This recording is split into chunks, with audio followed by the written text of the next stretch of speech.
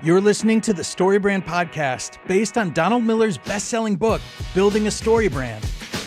The Story Brand framework is made up of 7 key elements, all of them anchored in one powerful idea. Your customer is the hero, and you are their guide. Each week on the podcast, you'll get exactly what you need to craft clear messaging that connects with more customers and grows your business. Now let's dive in with your hosts, Donald Miller and Kyle Reed.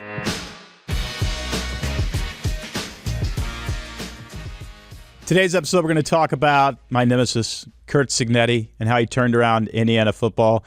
I say my nemesis, I don't know that I've been more inspired by a leader other than, Winston Churchill or some of those famous guys throughout world history. I call him my nemesis, though, because I'm an Oregon Ducks fan. And Oregon had 2 losses this year, and both of them were to Indiana football. And not only that, but in the playoff, college football playoff, Indiana just destroyed my Ducks and made us look like children. This guy is a heck of a leader. And I thought we'd do a whole podcast talking about the sound bites that he used to turn around Indiana football. It was a messaging campaign. Secondary, it was a messaging campaign. Primary, it was actually a philosophical way of running a football team that he probably got from Nick Saban in his few years at Alabama, and then took to a bunch of other schools, turned around their football programs. There's a way that a winner like Curt Cignetti is wired, and they fascinate me. These people who can just go in. Every football coach at the college football level, certainly Division I level, is extremely competitive. They're aggressive. But there's a difference between Nick Saban and everybody else. There's a difference between Kirby Smart and everybody else. There's a difference between Dan Lanning and everybody else. One of the differences, they all worked for Nick Saban. He's the godfather of turning around a football program, and he did turn around Alabama. He did turn around LSU.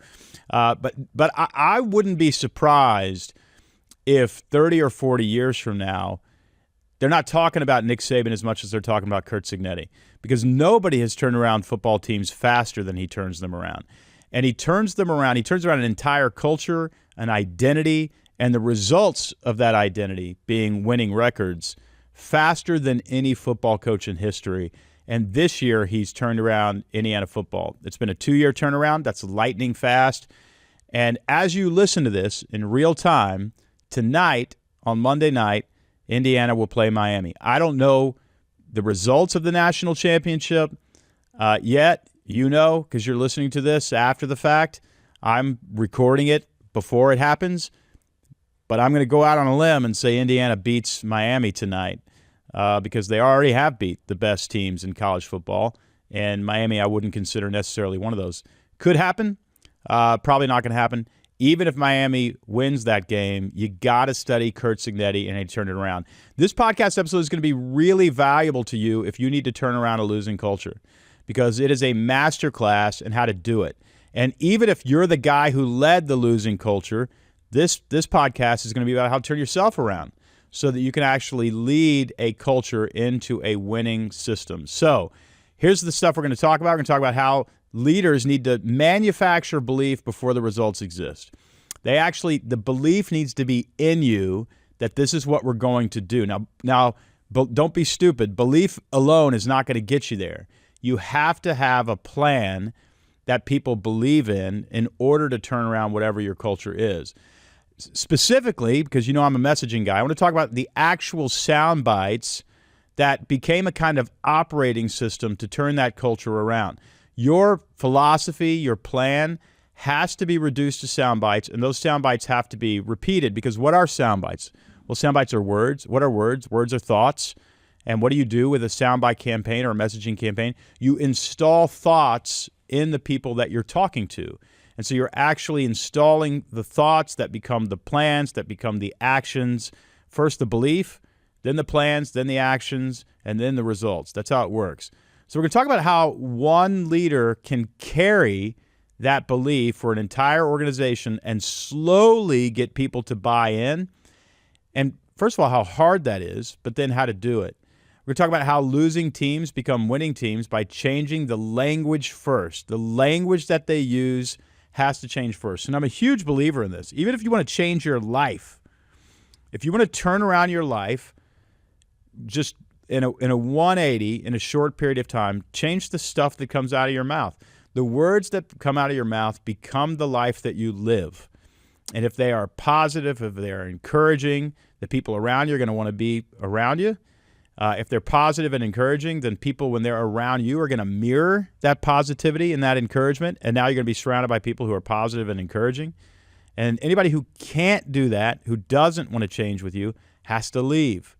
You have to get them off your staff. You have to get them out of your life because you don't want to look at that kind of mirror. They're going to influence you. Negativity influences positivity more powerfully and more tragically than positivity can influence negativity. So it's much, much harder to make a culture go positive than it is to make a culture go negative. It is really easy to create a losing culture because that's the direction gravity wants to flow. It's much harder to go the opposite direction, but you do that with words. You do that with words. All right, here was the problem, not just at Indiana, but at every football team that Curt Cignetti took over. The identities were broken. They didn't believe in themselves. And when I say broken identity, what I mean is they believed they were losers. And if you believe you're a loser, that's going to be a self-fulfilling prophecy, and you're going to become a loser. At Indiana specifically, one of the worst historical records in Power 5 football ever. They were a losing football program. The stands were 25-30% full. The team couldn't recruit. They didn't belong in the Big Ten. Every conference has one of these programs that just don't belong there. Vanderbilt was there for a long time. That's another study and how they turned around that football program. But Indiana would have been sort of the punching bag. Also, losing was just normalized across all players, fans, even the media. This was a basketball school, not a football school. Again, expectations were very low amongst fans. If they won 3 or 4 games, that's what was expected. This, of course, made recruiting an uphill battle, made credibility thin. Nobody went to Indiana believing they were joining a winning football program. The only reason football players would go there would be to get a scholarship, and then they would have to suffer through a football season in order to do it. Curt Cignetti had already done this 3 times. He did this, interestingly, first of all, he was with Nick Saban at Alabama, so he saw the discipline and the obsessiveness that it takes to win in college football. He also saw, and I'm going to say this and you're not going to like it, anybody who's not a leader is not going to like what I'm about to say. However, it's true. It takes an obsessive-compulsive micromanager to turn around a culture. You've got to micromanage every single aspect of that program. Now, listen, I've read Pete Carroll's book, Win Forever. I've read Bill Walsh's book, The Score Takes Care of Itself, Tony Dungy's book. There's a lot of books out there about from coaches who've won Super Bowls, multiple national championships. Pete Carroll won both. How'd they do it? Obsessive, compulsive micromanaging of every detail. Let me tell you a backstory about what this takes. Pete Carroll, who I got to interview with and became an acquaintance of, was invited to a bunch of football games, got to stand on the sideline during games because he's just a very generous human being. Pete Carroll was a good football coach. He understands football. He understands what needed to happen in order to win. He did not have a master plan, but just understanding football and having his intuition got him into the NFL as a head coach. He was with the Jets. He was with the Patriots. But he never had much more than a 500 record, and so he was dismissed. He realized after his tenure at the Jets or the Patriots, I can't remember, but he goes back home to California, and he realizes, you know what, I'm a good football coach, but I've never written it all down. I've never written down a sort of master plan, and there's a good chance I'm never going to be hired as a head football coach at any program ever again because they kind of give you one try in the big leagues, and then you're labeled and you got to go back to being an offensive or a defensive coordinator. Pete Carroll goes back to California, to the Bay Area. He has a year off, and he decides, I'm going to come up with my master plan. I'm going to hyper-control every aspect of the organization if I'm ever given the chance to be a head coach again. And he puts together a 3-ring binder that's like 1,000 pages long, and it just says, here's what we're going to do in practice, here's how we're going to run the offense, here's how we're going to defense, here's how we're going to deal with nutrition, here's how we're going to deal with team discipline. It was so micromanaged and detailed that he had a page dedicated in that binder to how the receptionist will answer the phone in the building where the football team headquarters. That's how micromanaging and obsessive he was about every single detail. Same with Bill Walsh. Bill Walsh ran the San Francisco 49ers, won six Super Bowl championships with them. And after, I think, 3 Super Bowl championships, the owner of the 49ers went to Bill Walsh and said, look, you got the worst facilities in the NFL. You've won 3 world championships here. I'm going to build you, today's equivalent, over $100 million worth of upgrades to the headquarters. And Bill Walsh says, I'm not interested. He says, what are you talking about? I want to build you the best facilities in all of the NFL. And you're saying no? He goes, well, I'm not saying no. I'd love that. But here's the thing. We meet right now in these double-wide cheap trailers. The walls are paper thin. I can hear every phone conversation happening in this building. I know everything that's happening. And you're going to build me a $50 million headquarter building and $50 million worth of practice fields, and everything's going to be spread out, and the walls are going to be nice instead of paper thin, and I'm going to lose control of this organization. I have to understand everything that's happening, including how the receptionist answers the phone. And I want to propose something to you. Take it or leave it. That's what it takes.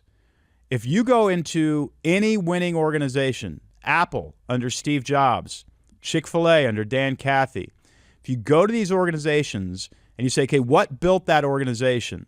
I promise you're going to find a person. It is one human being. It is Martha Stewart. It is Oprah Winfrey. It is one person who has an obsessive, compulsive, detailed plan and is micromanaging every aspect of that plan. Now, are you going to burn people out? Are you going to offend people? Yeah, you might do that. So you've got to learn to coach people rather than sort of micromanage them. But there is usually one person who has the standard, and that standard, they are obsessively keeping people accountable to that standard.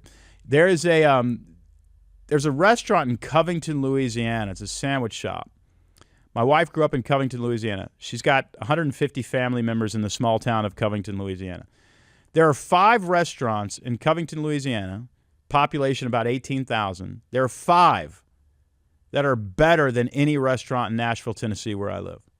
In other words, like if those 5 restaurants moved to Nashville, they would be the top 5 restaurants in Nashville. There's a culture there that is obsessive compulsive about food. Now, that is New Orleans culture, period. The food is good in New Orleans, so there's a competitiveness to it. One place is the sandwich shop called Bears. Bears opens at 10 a.m., and there's a line around the block. They sell sandwiches until about 2. They close at 5, but they actually close every day at 2:30 because they're just out of food. Why? They don't have a freezer. Nothing is frozen. And so they can only buy so much food before it goes bad, and they buy enough to get them through what they think is going to be 5 o'clock, and they never make it. The roast beef sandwich at Bears in Covington, Louisiana is the best thing I've ever eaten in my life. Period. I will wait 2 hours, and I will buy 5 of those because I always got to take them back to Betsy's enormous family. We cut them up and we eat them, and I do it every time I'm in town. They're closed for 3 weeks for Christmas break. They're closed for 5 days on 4th of July. They're closed every freaking holiday they can close. And they're not open Saturdays. They're not open Sundays. They're not open Mondays. They're open when they want to be open because they can, because there's a line around the block. And I guarantee you the reason that sandwich shop is making sandwiches that is so good is because of one human being. There is an Enneagram 1 behind the scenes at Bears Po' Boys. She, because there's a bunch of ladies in the kitchen, I don't know who it is, but she is obsessive compulsive. She holds a standard. She holds everybody to that standard. And she believes in the heart of her heart, if she doesn't turn out a perfect sandwich every single day, God's going to judge her and she may not go to heaven. That's what she believes. She is driven by that. That's what it takes. All right, you have to decide if you're going to turn around a losing culture that you're going to do this. Now, everybody says, you got to trust your people. Sir, you trust your people to hold your standard. You trust your people to hold your playbook. You trust the people to hold your plan together. But without you being the obsessive compulsive leader, you will not turn around this culture and you will not turn around this team. You cannot outsource excellence in the leadership. It has to be you. So get a 3-ring binder out, start realizing everywhere that things have to be done perfectly, and start filling pages with how they can be done perfectly, and then deliver those pages in a good, long, thorough meeting to the person who is responsible to deliver that standard. That's what Curt Cignetti did, and he did it at several schools. Indiana University, Pennsylvania was the first place he went.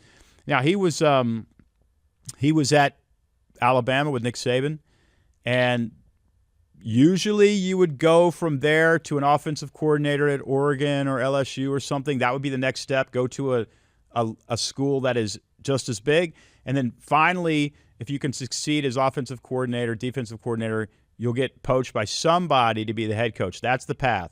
It's not the path that Curt Cignetti chose to take. He wanted a head coaching job, and the only people, because he was so low on the totem pole at Alabama, who would take him is Indiana University, Pennsylvania. Indiana University, Pennsylvania, by the way, has no relation to Indiana University. It is a town in Pennsylvania called Indiana. The city is called Indiana. Just so happens to be. They had a small football program, and he took them, and he took a mediocre losing culture to a winning culture, and he did it in just a few years. Then he goes to Elon, a slightly smaller school, but not that much smaller. Bottom tier program. Within 3 years, they're a winning program. Then he goes to James Madison University. Probably his biggest break was head football coach at James Madison, had a bigger stadium, had really nice, expensive facilities. People had put money into the program, and he turned that around into dominance. And then Indiana University came calling. So by the time he got to Indiana, a Division I Big Ten program, this was not a gamble for Indiana. This was a pattern. They recognized this guy was a turnaround pro. Now, interestingly enough, the head football announcer and basketball announcer at Indiana University, who knew Big Ten football, knew Division I football, understood it, was the announcer for Indiana. When they announced that Curt Cignetti was the new football coach, he had never heard of him.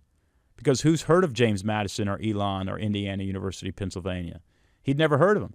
So this guy was like, are you serious? This guy isn't even an offensive coordinator somewhere. He's a head coach at a community college. Not to call James Madison a community college. They're going to be a great Division I program.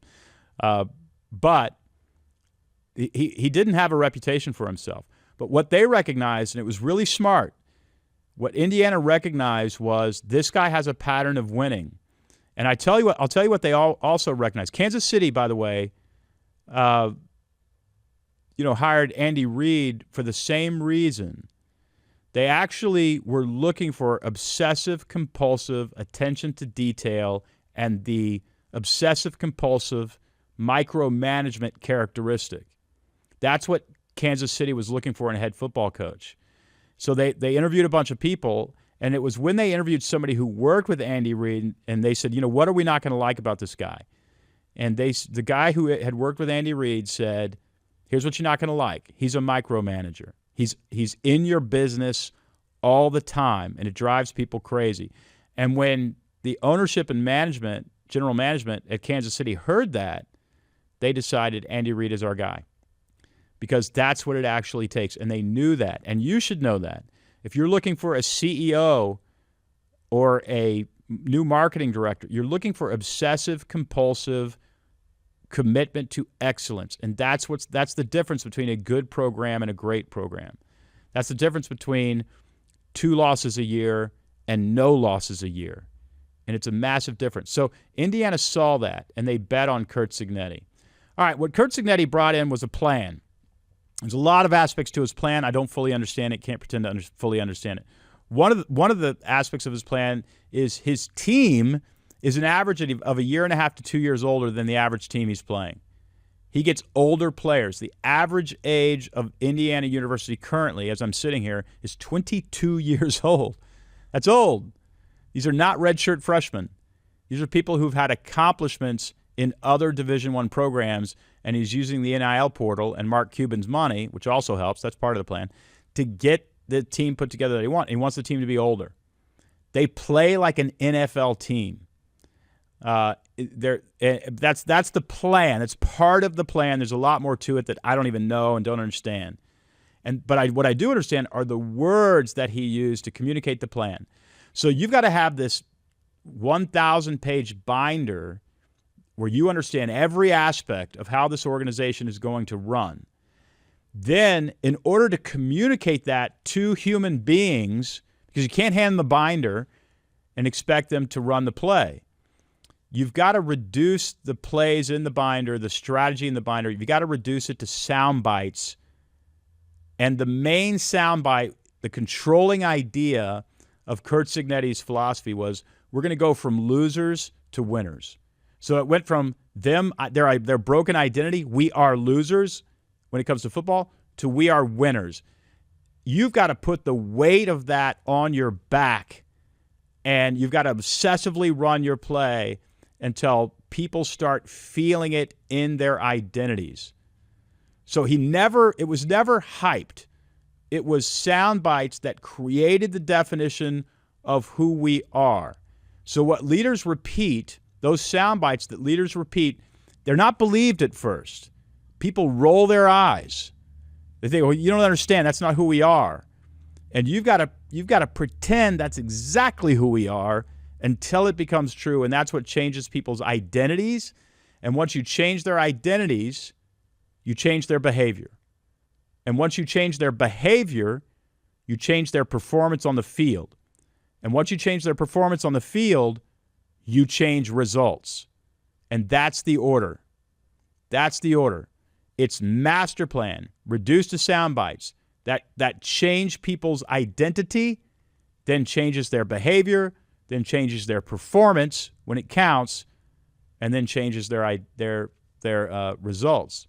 So let's look at the actual words that Curt Cignetti spoke in short, repeatable truths. And there are a bunch of examples of this. One of the main ones was, I win. It's famous now. I win. Google me. That's what he said in a press conference, one of his first press conferences. And by the way, he is not an arrogant, conceited man. He's a confident man. He's actually a very humble man. And he doesn't like being the center of attention. That quote, I win, Google me, actually came out of a press conference when he was continually being kind of made fun of because nobody knew who he was. And so his answer to that was, look, let me sum this up for you. I win, Google me. And what he was doing was, it was really just saying, stop it, right? Like, I belong here. I'm not going to let you pull me down. Now, this is a fascinating moment. This is Curt Cignetti internalizing and defending his own identity before he can transfer that identity to you, because they didn't want him to have that identity. You're just another losing coach who came here to lose. It's not going to work with you. We don't believe. People protecting their hearts. That's all that was. And he was saying, I'm not going with you there. You're not going to take my identity. I win. Google me. All right. And then then the next soundbite was, we will not be surprised by success. And this is a sign of a serious winning culture. Don't act like when we win, when we beat Michigan, when we beat Ohio State, when we go to Oregon and beat Oregon, don't act like that wasn't supposed to happen. Because if you act like that wasn't supposed to happen, you're going to make me mad. We are not surprised by success. And you need to have that in your business culture. When you have the best months you've ever had, don't go, oh my gosh, because at that point, you're acting like you won the lottery when you didn't win the lottery. You put together a plan and you executed that plan, and this is the success that you deserved, and there's no surprise here. He's famous for another quote: pressure is a privilege. Now, what does this do? It normalizes pressure. It's a privilege to experience this pressure. This is what winners who built winning cultures do. They go into big games, they feel the pressure, and they come out of there with a win. You've got to normalize that kind of pressure and resistance. Business leaders mostly are listening to my podcast. I want you to understand something. There is a force in the universe that is constantly and always trying to destroy your business. It is against you every morning when you wake up. It is competition. It is the short attention span amongst your customer base. It is, if you're in the restaurant business, constantly expiring product in your refrigerators and your refrigerators. It is inflation. It is you made the wrong hire, and now you got somebody on the inside of your company who can't carry their weight, won't carry their weight, and resents the fact that you don't think very highly of them, and so now they're trying to destroy your business from the inside. It is you getting lazy. It is you going home and dealing with drama at home that you have to now pay attention to that instead of the forces trying to destroy your business. And I want you to understand something. If they call you the leader, everything that I just mentioned is a privilege. It is a challenge that is going to grow you as a human being, and you should feel joyful about those challenges. Do not complain. This is a gift to you. Leadership is a God-given gift and ability. And yes, way more is expected of you than of anybody else. And that's a privilege. Everybody's putting their burden on you. Everybody's throwing their thing on your back. Everybody wants a pound of flesh off of you. Why? Because they respect you, they admire you, they trust you, they believe you have a plan, and they trust you with their security. And they're nervous about that. And it is a privilege for you to wake up. Are you the one up at 4 a.m? You're the one up at 4 a.m. And that's a privilege. It's not a curse. I know you weren't expecting it, but doesn't matter now. You're in it. And he is saying that to his entire team. It's a privilege to have to do that interview with the press. It's a privilege. Nobody else. You know what? Losers aren't doing interviews with the press. So if you're a tight end and you're sitting in front of a camera, and you don't know what to say, don't play victim. That's a privilege. Rise to the moment. The next soundbite. We got I win, Google me. We're not surprised by success. Pressure is a privilege. And then this one is, this is how winners operate. This is what winners do. This is an important soundbite because you want your team to understand that the sacrifices they are making, they're not just making for the company, for the bottom line, for the customer. They're making those sacrifices for their own identities. Winners move fast. Winners collaborate with each other. This is what winning costs. And if you want to wake up in the morning and have the identity of a winner, which, by the way, will radically change your life and improve your life if you have that identity, it costs you something. This is what they do. They get up early, they stay late, they work hard, everything that goes along with winning. This is how winners operate. So again, he's building their identity. And what each one of these sound bites do, I'm going to repeat them again because you can just adopt them. I win starts with the leader and his identity, her identity. We're not surprised by success. I don't want to see you jumping around in the end zone when we score, I don't want to see you jumping around in the end zone when we score a touchdown. It's not, celebrate for a second, but why are you surprised by that? It's who you are. Pressure is a privilege. The forces that are working against us, we expect them, we understand them, and it is a privilege to be chosen as the one who fights them. On behalf of others, by the way, on behalf of your families and your customers. And then this is what winners do. This is how we operate.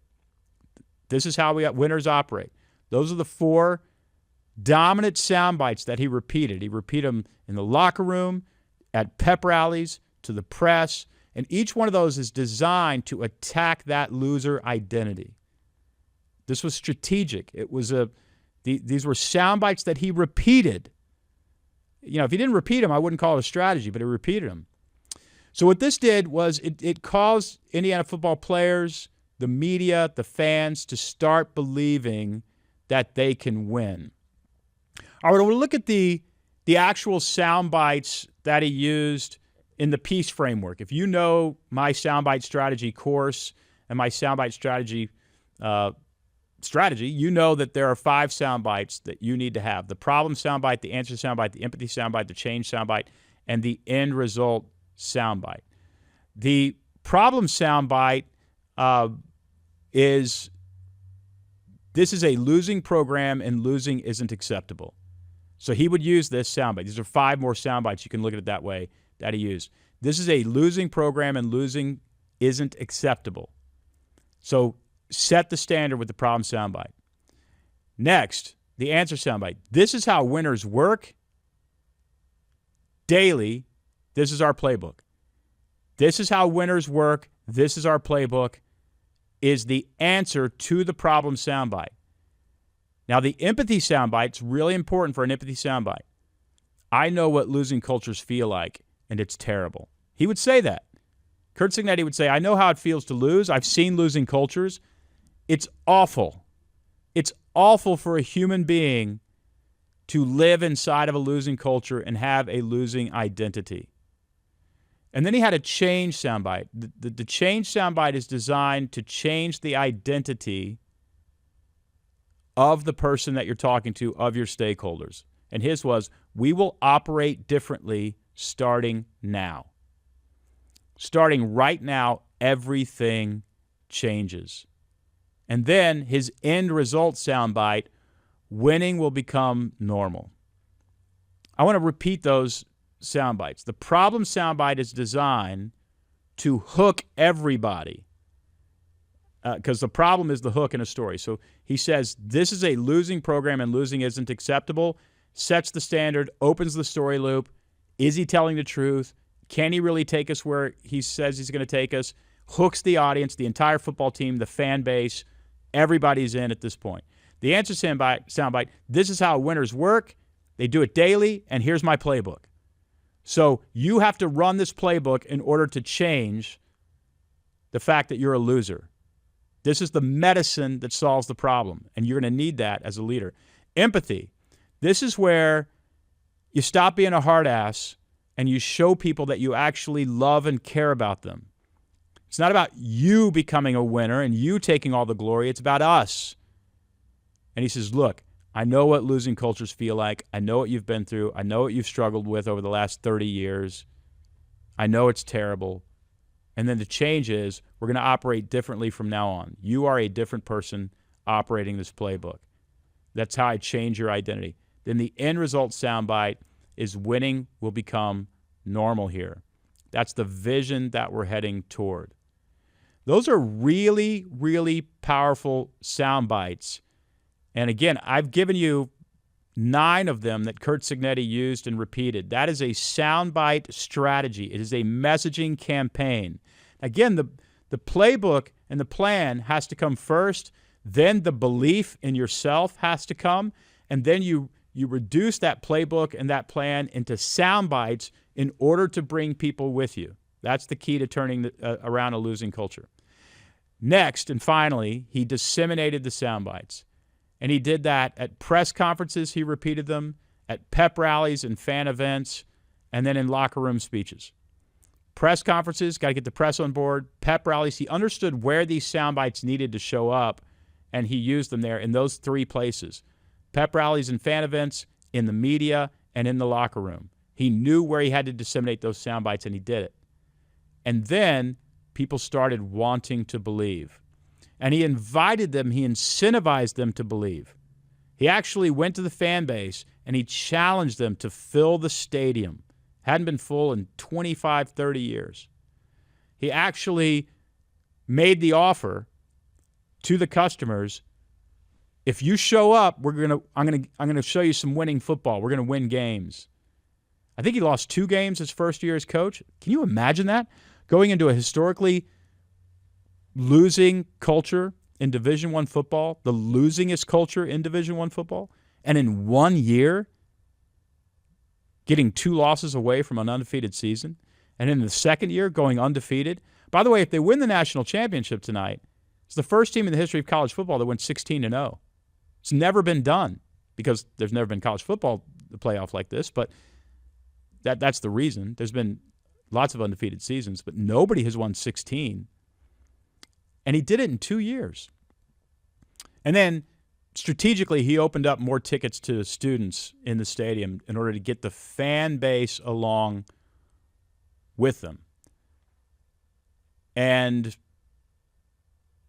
the results are fantastic. A losing brand meets an unshakable leader. He rejected Indiana's past. The past and what has happened in the past here is no longer welcome in the room and no longer welcome in your brain. It's gone. It's dead. I'm going to kill it. He refused language that they were rebuilding. We're not rebuilding anything. We're starting over. Winning is inevitable here. We're not here to change the ceiling. We're here to change the floor, he said. The identity of a losing football team is unacceptable. It's no longer who we are. So what happened with the fan base, the media? The tone changed. The media language changed. Recruiting momentum shifted. I remember watching their second year. They'd lost 2 games the first year. The second year is this year. They were undefeated. Every single game that they played against a good football team, everybody picked Indiana to lose. So even the people who were supposed to see how good this football team was couldn't see it because they were stuck in the past. But as they won, people started realizing, oh, this is not a joke. These people are for real. And finally, playing Miami in the national championship, the pundits are saying Indiana's got this. By the way, this is the first time. This is a bandwagon, folks. All of these pundits picked them to lose, and they're going to pretend like, oh, Indiana football is great. We see it. We saw it the whole time. You didn't see it the whole time. You kept picking them to lose. And but one man saw it differently, Curt Cignetti, and he saw it 24 months before this national championship game. He saw it before that. He practiced it at Elon. He practiced it at James Madison University. He practiced it at Indiana University, Pennsylvania. He saw it demonstrated at Alabama. But one man carried that load. And for that, I admire this man. I really do. I admire him as much as any leader I've ever studied. And that's what it took. Indiana, the results, undefeated run, national relevance, recruiting explosion, a total identity rewrite from Indiana football to Indiana football. In 5 years from now, Indiana football will be known as a dominant powerhouse in Division I football, and people will have forgotten they were a losing culture. And there's one man who did it, and he did it with a soundbite campaign. A couple things to take away for you as a leader. Lesson number 1, leaders model belief for others. They model it before people believe in themselves. The leader has to believe in them, and the leader has to believe in him or herself. You got to believe. If you're turning around your family, if you're facing a divorce, divorces are brutal. Brutal on kids. I'm not saying don't do it. I'm just saying, look, what if you took that mantle on yourself? If your company's going under, listen to me. It starts with you. Sit down, get that 3-ring binder, create a plan. Start to believe in it. Start to talk about winning in the way you're talking to yourself. A negative fate isn't inevitable. You can actually turn this thing around. It starts with a plan, and then the soundbite strategy comes after that. But you can do this. Another lesson, leadership is not a burden. It's a privilege, and you've been chosen to take on that burden as a privilege because God assumes you're strong, and you can get strong. The rest is up to you. Lesson number 2, language creates reality.